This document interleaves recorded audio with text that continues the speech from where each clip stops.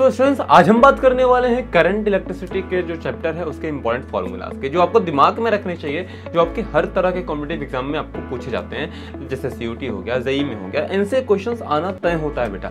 तो ये देखिए, सबसे पहले आपको करंट के बारे में तो पता है, करंट चार्ज अपॉन टाइम होता है, ठीक है। और एक फॉर्मूला होता है NeABD, जहाँ पे N आपका नंबर ऑफ चार्जेस होते हैं या फिर इलेक्ट्रॉन्स कह लो, E आपके एक इलेक्ट्रॉन पर चार्ज होता है, A area of cross section होता है, BD आपकी ड्रिफ्ट वेलोसिटी होती है।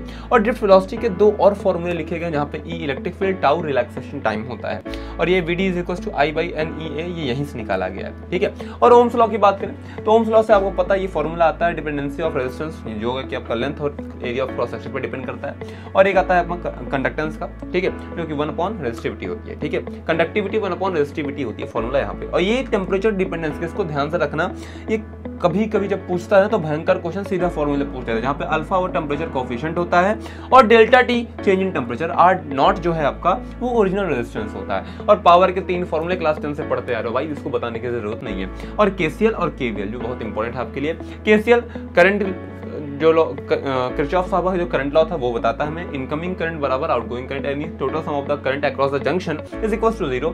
और केवीएल बताता है किरचॉफ वोल्टेज लॉ, जो हमें समेशन ऑफ वोल्टेज की बात करता है, टोटल क्लोज लूप में जो वोल्टेज होता है वो 0 होता है। यही थे आपके इंपॉर्टेंट फॉर्मूलाज, इनको दिमाग में रखिए और आप सही में सारे जो क्वेश्चन इनसे आएंगे आप उसको इजीली कर ले जाएंगे। Thank you, Jai Hind to all of you.